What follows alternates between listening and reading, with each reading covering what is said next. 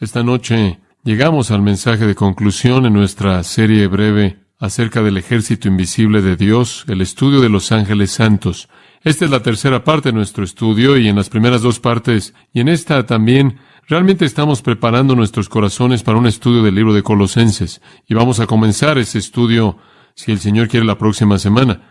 Entonces sería útil que esté leyendo usted el libro de Colosenses esta semana y, en cierta manera, prepare su corazón conforme entramos el próximo día del Señor.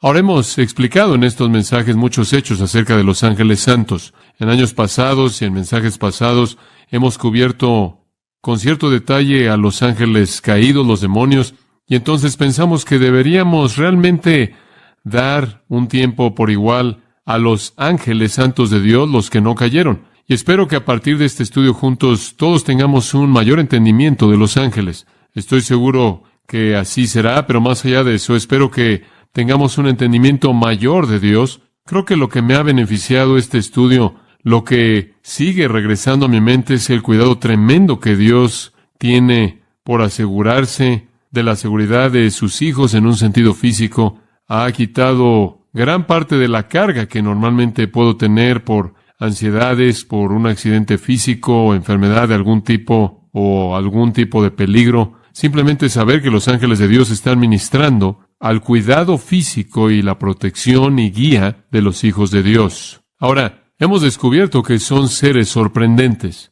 y estoy seguro de que nunca los entenderemos de manera completa hasta que los conozcamos.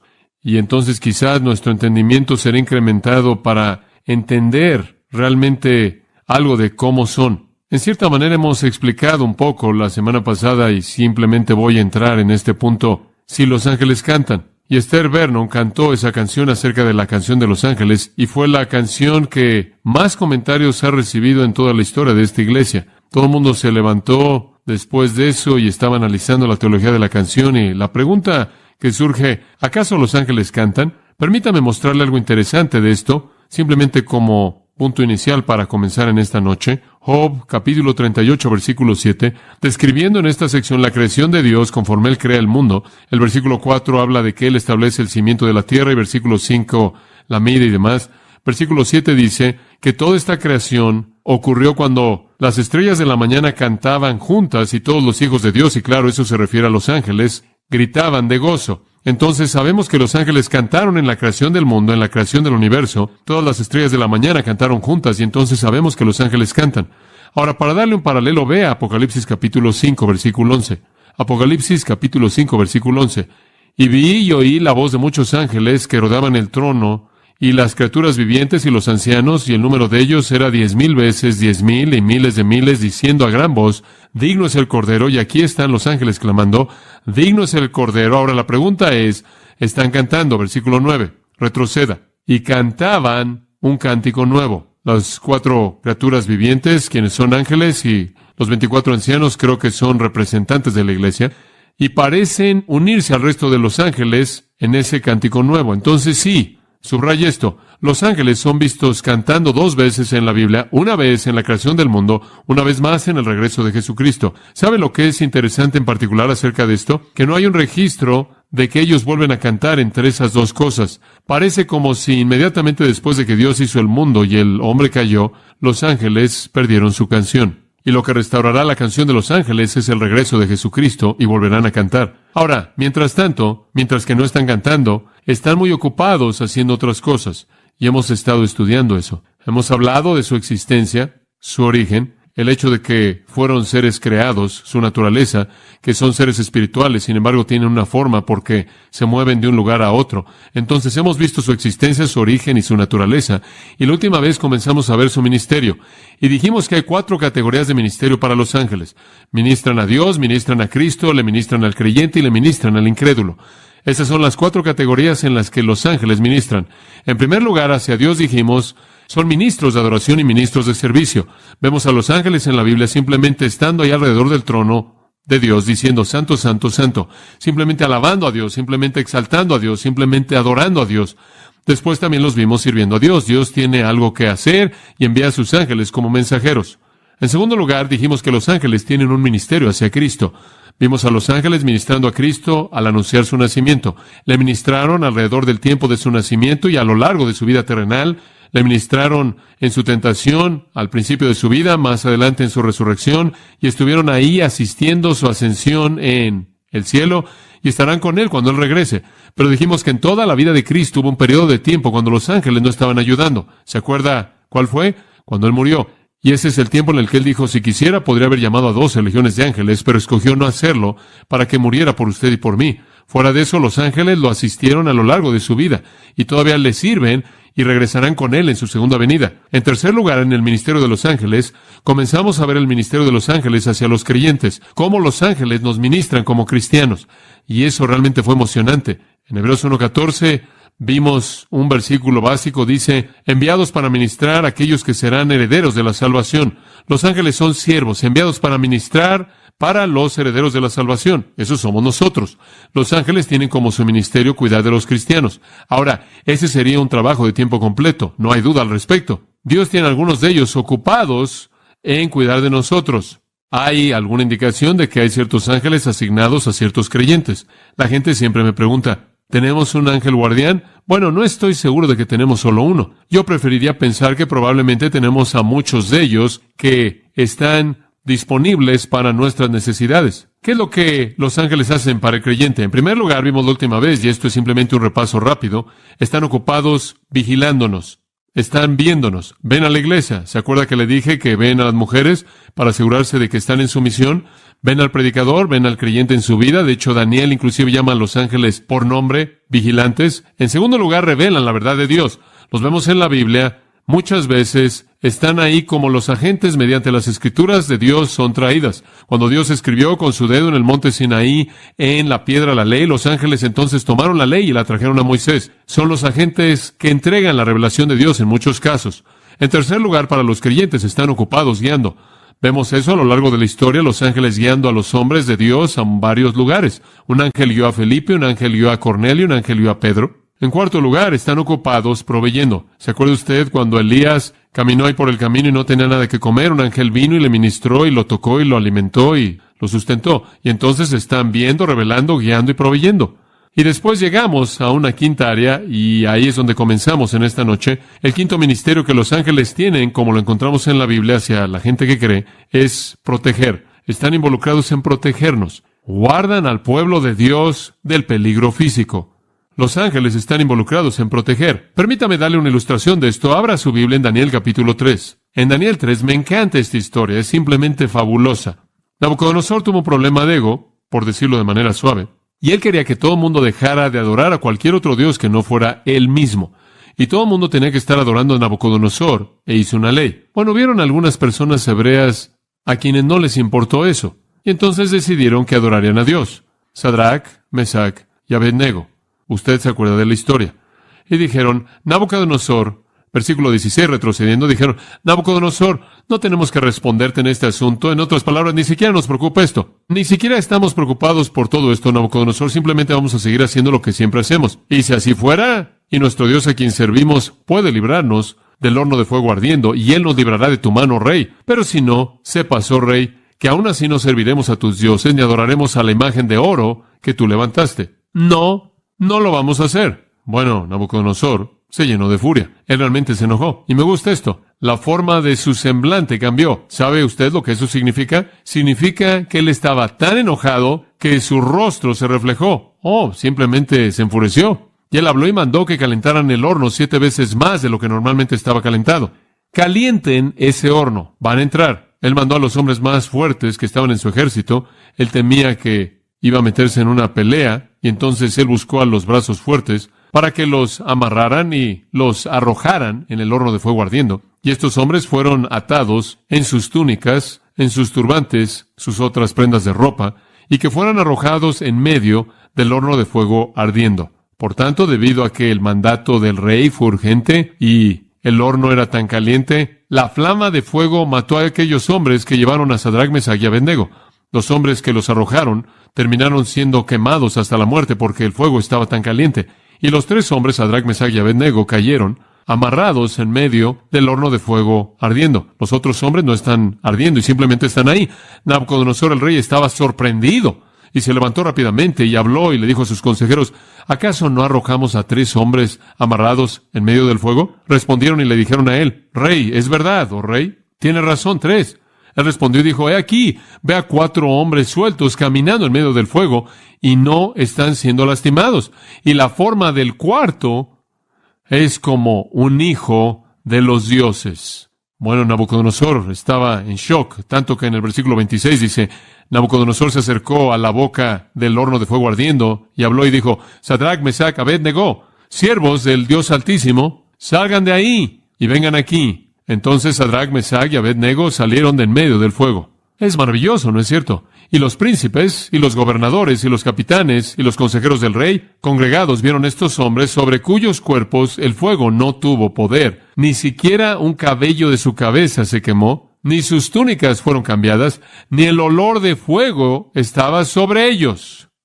Absolutamente sin efecto alguno. No fueron afectados en absoluto. Y Nabucodonosor habló y dijo: bendito sea el Dios de Sadrach, Mesach y Abed-nego, quien envió a su ángel y libró a sus siervos que confiaron en él. ¿Sabe usted quién fue el cuarto? Algunos dicen que fue Jesucristo. Con toda certeza fue un ángel. Quizás el ángel de Jehová. Uno como el Hijo de los dioses, fue el comentario de los paganos. Un ángel los libró de en medio de un horno.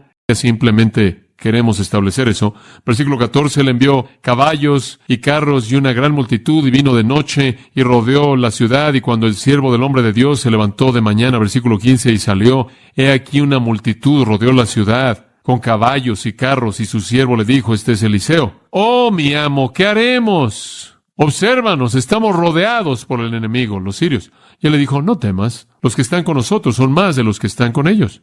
El siervo en cierta manera se rascó su cabeza. ¿Y qué quieres decir? Y Eliseo oró y dijo: Señor, oro porque abra sus ojos para que él vea.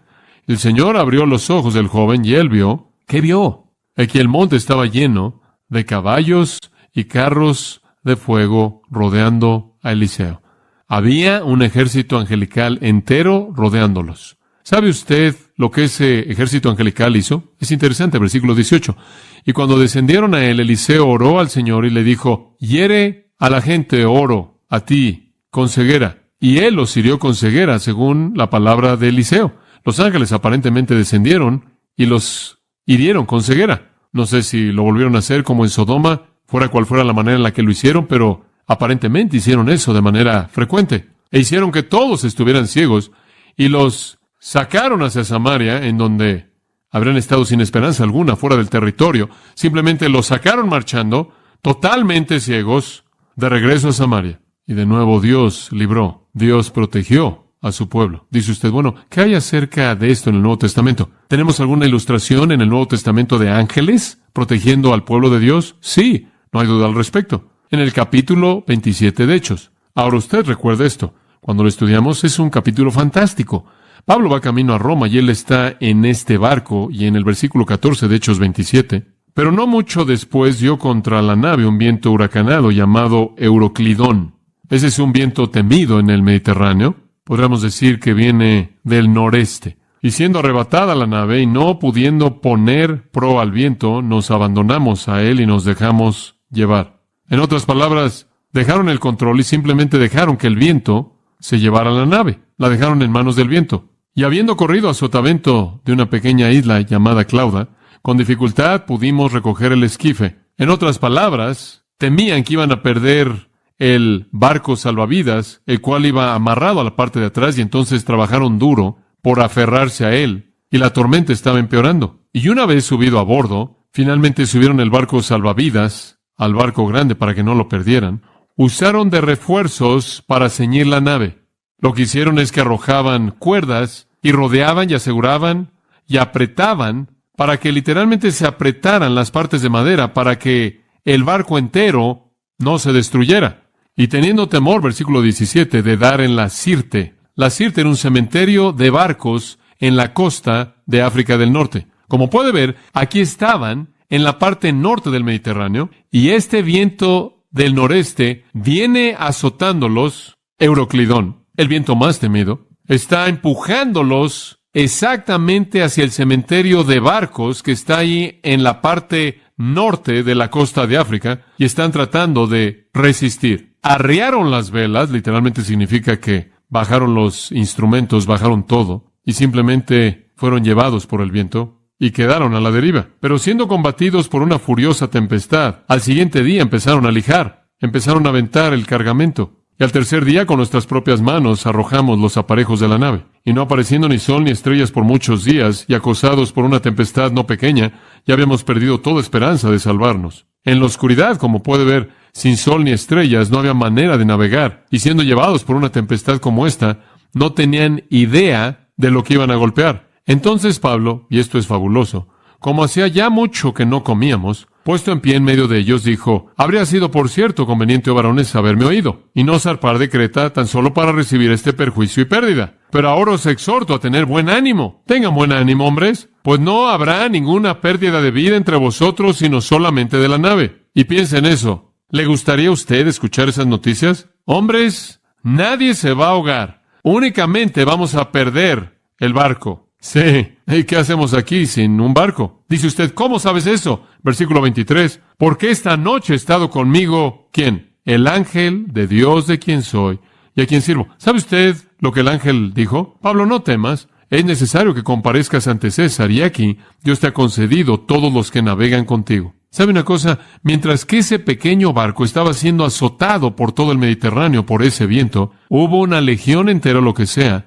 de ángeles aferrándose a todo mundo y a todo. Dios había enviado a sus ángeles. La historia increíble continúa para mostrar cómo llegaron a un lugar maravilloso. No podían creerlo. En lugar de ser llevados al sur, de hecho, fueron llevados hacia su destino. Y llegaron, el barco entero se desintegró en las rocas, todo el mundo cayó en las olas, y poco tiempo después, conforme comenzaron a llegar a la costa y revisaron, cada persona estaba ahí, pero el barco fue destruido de manera total, tal como el ángel había dicho. Los ángeles de Dios se encargan de proteger al pueblo de Dios. Una persona me estaba diciendo que en una ocasión estaban manejando por la autopista y de pronto estaban muy cansados y de pronto despertaron con un movimiento brusco y se hallaron a sí mismos estacionados ahí al lado de la autopista. Y la explicación fue: no sé cómo sucedió. Me quedé dormido detrás del volante. Lo último que supe es que estaba manejando por el carril de alta velocidad. Y después, lo que supimos,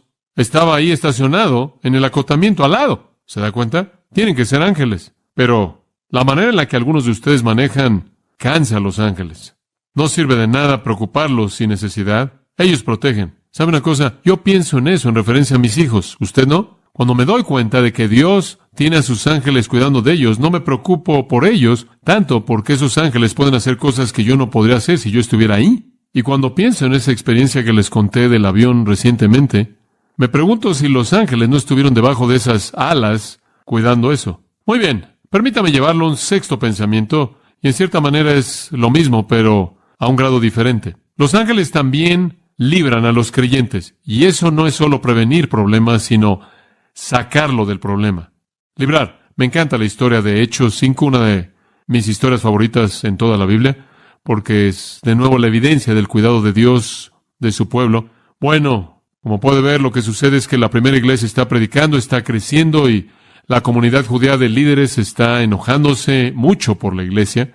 En el versículo 17, el sumo sacerdote, probablemente Caifás, se levantó, y todos los que estaban con él, la cual es la secta de los saduceos, eran los ricos, y estaban llenos de celos. Hombre, estaban realmente enojados por el crecimiento de esta nueva secta, el cristianismo. Estaban realmente enojados, y pusieron sus manos sobre los apóstoles. Y como hemos dicho antes, no fue para ordenarlos, créame. Pusieron sus manos sobre los apóstoles y los metieron en la prisión en común. Los arrojaron en la cárcel, en la prisión pública que estaba diseñada para criminales. Ahora, lo que me encanta de esto es el siguiente versículo. Pero un ángel del Señor, de noche, abrió las puertas de la cárcel y los sacó y dijo: id, pónganse de pie y hablen en el templo al pueblo todas las palabras de esta vida. Como puede ver, lo que es tan interesante de eso es que los saduceos fueron los que negaban a los ángeles. Y Dios simplemente como si dijera, miren estos saduceos, envió un ángel para dejarlos salir después de que los saduceos los habían metido. Y esto en cierta manera es bueno, dice, y cuando oyeron eso, fueron al templo temprano por la mañana y enseñaron. Pero el sumo sacerdote vino y todos los que estaban con él y reunieron al concilio y todo el senado de los hijos de Israel y enviaron a la prisión para que trajeran a los prisioneros. No saben que ya están en el templo predicando. Cuando los oficiales vinieron, no los encontraron en la prisión y regresaron y les dijeron diciendo, verdaderamente encontramos la cárcel cerrada, con toda seguridad. Esta es una buena prisión. Fuimos ahí y todo cerrado. Y los guardias estaban afuera, delante de las puertas. Hombre, los guardias estaban ahí y todo está cerrado, seguro. El único problema es que no encontramos a ningún hombre adentro. ¿Cómo se salieron? Sí, el ángel los dejó salir. Los ángeles de Dios están involucrados en librar a su pueblo. Es emocionante saber eso. Usted nunca se puede meter en una situación en la que Dios no lo puede sacar, si eso es lo que Él escoge hacer. Es emocionante. ¿Sabe una cosa? Eso realmente debería darle valentía a un misionero. El ir a algún lugar en donde él quizás tiene un poco de miedo y se da cuenta de que si me meto en casos como ese, vemos la liberación de Dios. Ahora, Dios está activo haciendo esto.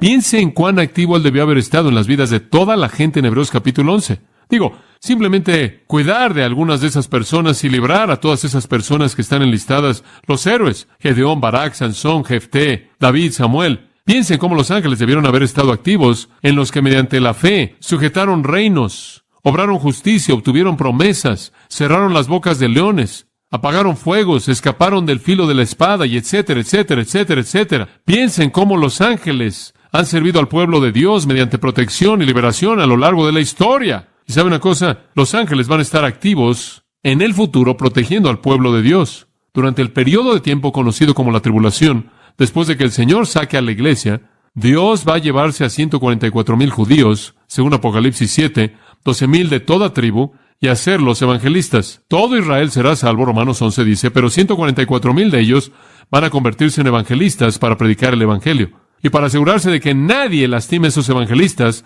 Apocalipsis 7:1 dice esto, y después de estas cosas vi 4 ángeles que estaban en las 4 esquinas de la tierra, conteniendo los 4 vientos de la tierra, para que los vientos no soplaran sobre la tierra, ni el mar, ni ningún árbol. Ahora observe. Y vi otro ángel ascendiendo del amanecer del sol, ascendiendo del este, teniendo el sello del Dios viviente. Y él clamó a gran voz a los otros ángeles, a quienes se les dio poder de herir la tierra y el mar, diciendo, no hieran la tierra, ni el mar, ni los árboles, hasta que hayamos sellado a los siervos de nuestro Dios en sus frentes. Aquí viene un ángel y los sella. ¿Sabe por qué? Para que no pudieran ser tocados, no pudieran ser lastimados, no pudieran ser dañados durante el tiempo de la tribulación.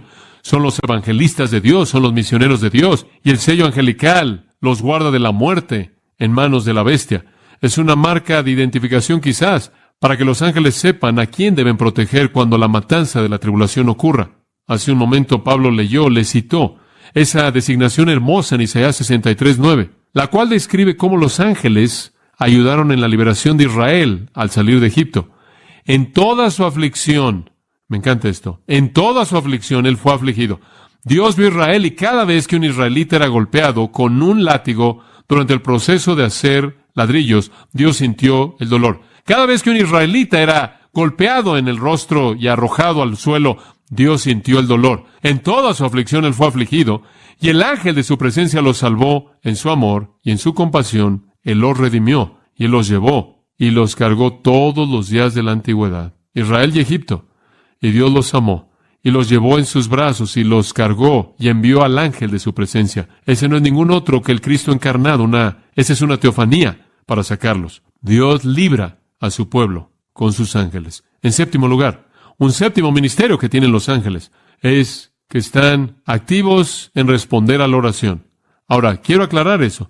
Los ángeles no responden a la oración, simplemente entregan respuestas. Están activos en entregar respuestas a la oración. Por ejemplo, le acabo de leer Hechos 12. El ángel que sacó a Pedro de la prisión, ese pasaje comienza al decir, y estaban orando por Pedro, y Dios envió a un ángel en respuesta a sus oraciones. En Daniel 9, usted tiene algo muy parecido, una oración, y Dios envía un ángel. En Daniel 10 lo vuelve a tener, una oración y Dios envió un ángel. En Hechos 12, oración por parte de la iglesia y Dios envió un ángel. Y no le oramos a los ángeles, porque los ángeles no tienen la independencia de ejercer su propia voluntad. Únicamente son siervos. No giran sus propias órdenes, no hacen lo que quieren en cualquier momento, únicamente obedecen a Dios. Y la oración que le ofrecemos a Dios es la única oración que es oída, pero Dios activa a sus ángeles en respuesta a esa oración. Y me imagino que estará bien decir, Señor, necesito a tus ángeles. ¿Podrías enviar unos cuantos y enviármelos para ayudarme a salir de este problema?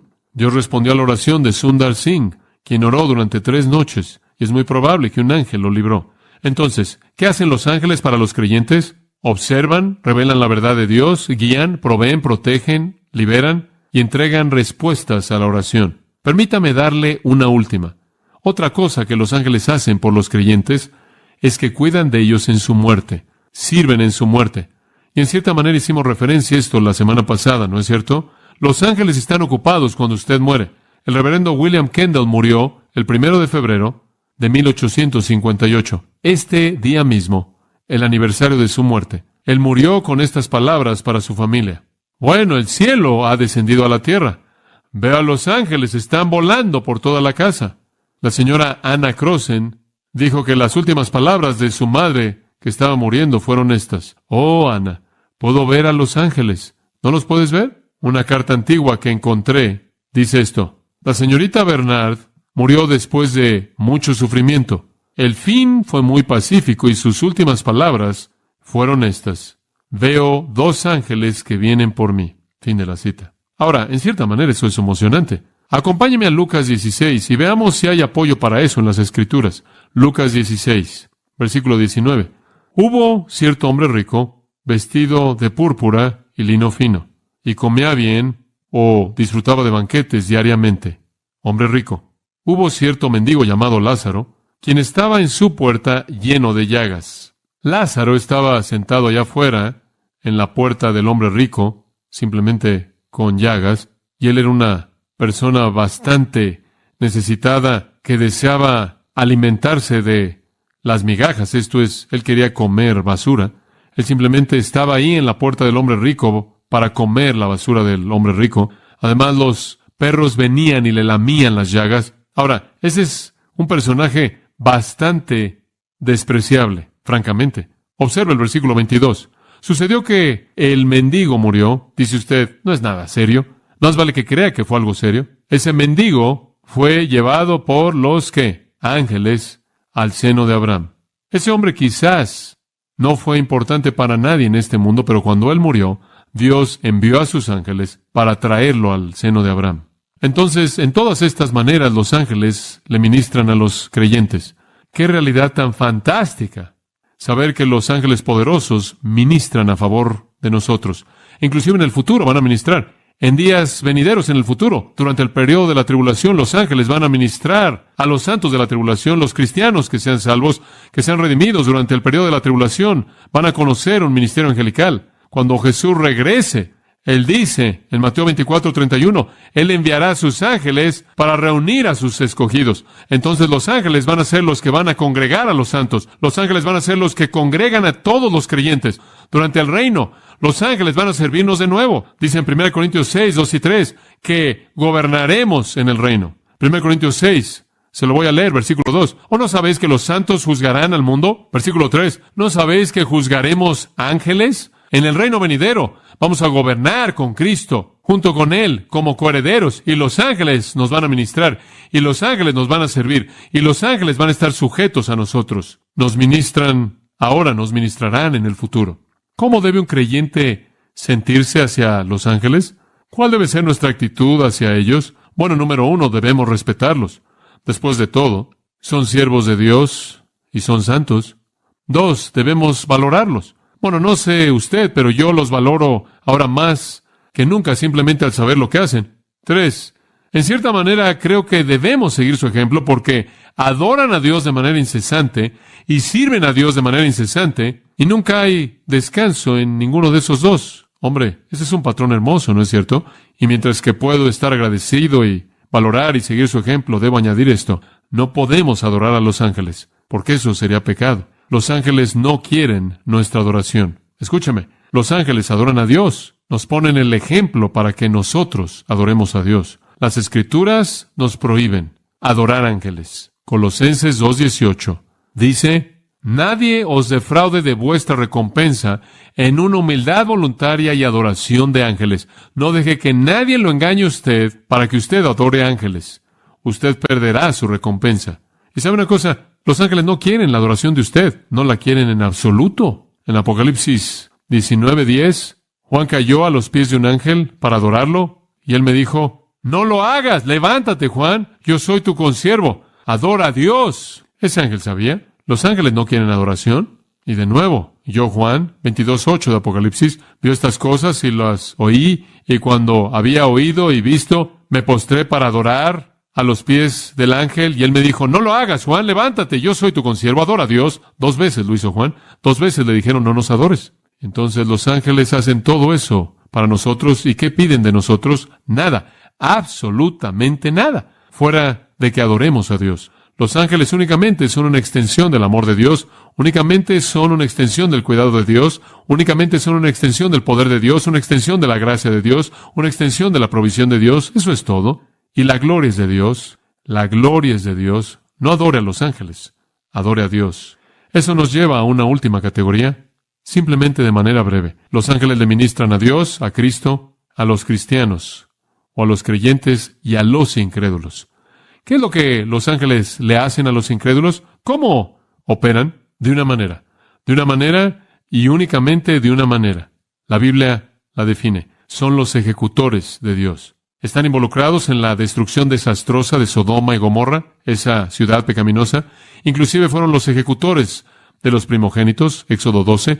En 2 de Reyes 19, un ángel mató a 185,000 incrédulos asirios en respuesta a la oración de Ezequías. Son los ejecutores de Dios en contra de los incrédulos. En Hechos capítulo 12, conocemos a un hombre llamado Herodes, uno de los muchos Herodes. Los Herodes fueron una familia de reyes, y Herodes, él estaba tan orgulloso de sí mismo que él estableció un día Herodes. Este fue un día nacional para Herodes, y él iba a recibir su gloria, y él no estaba contento con lo que estaba pasando políticamente, y entonces había algo de política en esto. Entonces, versículo 21, realmente debería ser de César, el día de conmemoración de Claudio César, pero él lo convirtió en el día de Herodes. Y cierto día, Herodes, vestido de púrpura real, de hecho, si usted lee a Josefo, el historiador, él dice que él estaba vestido de plata, él tenía púrpura real puesto, y después encima de eso tenía una túnica de plata hecha de plata real. Digo, realmente estaba vestido para matar. Él se sentó en su trono y les arengó, él les dio un discurso. Él realmente habló fila tras fila en el anfiteatro ahí en Cesarea, ahí junto al mar, remanentes del cual todavía existen. Fila tras fila de gente que estaba gritándole, reconociéndolo, conforme Herodes se levantó y dio su discurso, y la gente gritó diciendo: es la voz de un Dios y no de un hombre. No es el increíble, él es divino, este Herodes. Pero Dios no estaba contento con él. Inmediatamente un ángel del Señor lo hirió porque no le dio la gloria a Dios, y él fue comido por gusanos y murió. Debió haber sido una escena bastante dramática. Dios envió a su ángel y lo hirió, y los gusanos lo consumieron. Los ángeles aparecen en las Escrituras, como puede ver, en relación a los incrédulos únicamente de una manera, como ejecutores. Por ejemplo, acompáñeme a Apocalipsis por un momento, si es tan amable. Desde el capítulo 6 hasta el capítulo 19, los ángeles una y otra vez aparecen como emisarios de juicio. Capítulo 8, por ejemplo, versículo 7, el primer ángel tocó, y siguió granizo y fuego mezclado con sangre, y fueron arrojados sobre la tierra, y la tercera parte de los árboles se quemaron, y el césped se quemó, pasto verde. El segundo ángel tocó, y la gran montaña, ardiendo con fuego, fue arrojada al mar, y una tercera parte del mar se convirtió en sangre. Este es algún gran meteoro que sale del cielo, que choca y contamina el agua. Una tercera parte de las naves fueron destruidas, una tercera parte de las criaturas en el mar, y una tercera parte de todo el mar murió. Un tercer ángel tocó en el versículo 10, y una estrella cayó del cielo, y esta azota al agua dulce y la contaminó, y muchos murieron debido a las aguas amargas. Un cuarto ángel tocó, y una tercera parte del sol fue herido. una tercera parte de la luna, una tercera parte de las estrellas. ¿Y sabe usted lo que eso causaría? Eso destrozaría el calendario, las estaciones, las mareas, todo, caos. De nuevo el ángel dijo, si usted piensa que eso es malo, volando por el cielo en el versículo 13, ¡ay, ay, ay! De las siguientes 3 trompetas que están por tocar. En el capítulo 9, un quinto ángel tocó y una estrella cayó del cielo. Y el foso sin fondo fue abierto. Y de ahí salieron todos los demonios y sigue y sigue. Y simplemente continúa así conforme los ángeles vienen con actos de juicio, actos quitando de la tierra a los impíos. Juicio terrible, terrible. Usted tiene el desarrollo de las copas de ira en el capítulo 16, conforme los ángeles derraman esa fase final de juicio que azota de una manera tan dolorosa. Dice, el ángel derramó la copa y una llaga maligna y dolorosa, 16:2, cayó sobre los hombres. Otro ángel derrama una copa y el mar se convirtió como la sangre de un hombre muerto y toda cosa viva en el mar murió. Y un tercer ángel derramó en el versículo 4 en los ríos y en las fuentes de las aguas y se convirtieron en sangre. Y sigue y sigue. El cuarto ángel derrama en el versículo 8 en el sol y se le dio potestad para quemar a los hombres con fuego. El quinto ángel derramó y se mordían sus lenguas de dolor. Llagas, cosas terribles que ocurrieron físicamente, y sigue así. Como puede ver, los ángeles son los instrumentos de Dios de juicio en contra de los impíos. En 2 de Tesalonicenses capítulo 1, versículo 7, dice esto, a vosotros que sois afligidos, descanso con nosotros. Un cristiano puede descansar, pero escucha el resto. El Señor Jesús será revelado desde el cielo con los ángeles de su poder, ¿haciendo qué? En llama de fuego, vengándose de aquellos que no conocen a Dios, ni obedecen el Evangelio de nuestro Señor Jesucristo, los cuales serán castigados con destrucción eterna, excluidos de la presencia del Señor y de la gloria de su poder. Está por venir un día cuando Jesucristo va a ser revelado desde el cielo con sus ángeles poderosos en llama de fuego, vengándose. Los ángeles son instrumentos de la ira de Dios y su juicio.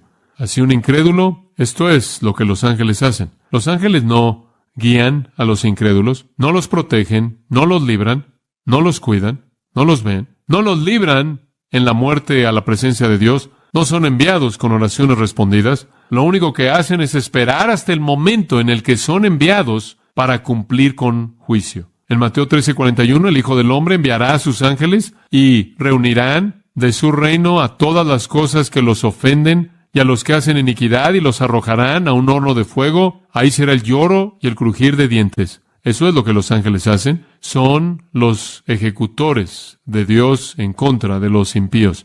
Aquellos que rechazan al hermoso Señor Jesucristo. En Mateo, capítulo 25, versículo 41, entonces Él también le dirá a los de su izquierda, esos son los incrédulos, apartaos de mí, malditos, al fuego eterno, preparado para el diablo y sus ángeles. Y van a pasar su eternidad con los ángeles caídos, aquellos que se rebelaron en contra de Dios.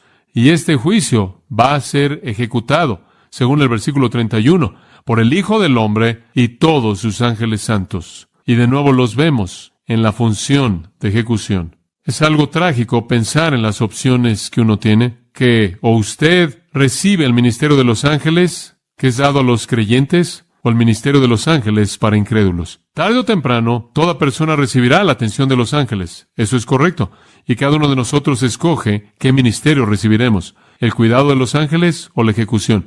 Si usted escoge a Jesucristo y cree en Él y lo recibe como su Salvador, los ángeles son de usted para cuidar, revelar, guiar, proteger, proveer, librar, traer respuestas de oración y llevarlo al cielo. Si usted escoge rechazar a Jesucristo, lo arrojarán al infierno. Son los ejecutores de Dios. Dice usted, bueno, si los ángeles tuvieran una alternativa, ¿qué preferirían hacer? Creo que eso es fácil. Observe Lucas 15. No creo que a los ángeles les guste el ministerio de juicio en absoluto. Escuche Lucas 15:8. ¿Qué mujer, teniendo 10 piezas de plata, si pierde una, no enciende una lámpara y barre la casa y busca diligentemente hasta que la encuentre? ¿Qué mujer no la buscaría? Y cuando ella la encuentra, ella llama a sus amigos y a sus vecinos y les dice, regocijaos conmigo porque he encontrado la pieza que perdí. De la misma manera, versículo 10, observe, os digo que hay gozo en la presencia ¿de quién? De los ángeles de Dios. ¿Por qué? Por un pecador que se arrepiente. ¿Qué preferirían hacer los ángeles? ¿Preferirían cuidar de usted o ser el ejecutor de Dios? Eso es fácil. Hay gozo en la presencia de los ángeles de Dios por un pecador que se arrepiente.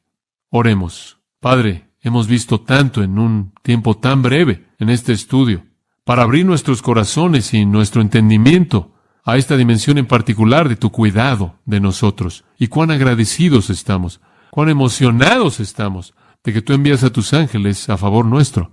Al mismo tiempo, Señor, estamos tan conscientes del hecho de que hay gente que no conoce y no experimenta ese ministerio maravilloso de los ángeles que es dado a aquellos que son los hijos de Dios. Lo único que realmente experimentan es el terror y el juicio que los ángeles traerán en ese día de ejecución.